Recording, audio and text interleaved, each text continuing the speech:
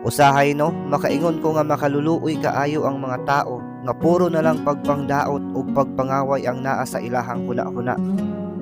Katong mga tao nga mapahitas-on ug puno sa pagkainggit sa ilahang isig katao. Sila tong updated kaayo sa kinabuhi sa ubang tao pero dili kabadlong sa iyahang kaugalingon. Matawag na kung makaluluoy kaayo ang mga tao nga ingana kay nagpasabot lang nga dili sila malipayon sa ilahang kinabuhi. Kay ang kalipay sa uban ikasakit man nila. Maong pag makakita sila og mga taong malipayon, maunay himuon nilang target.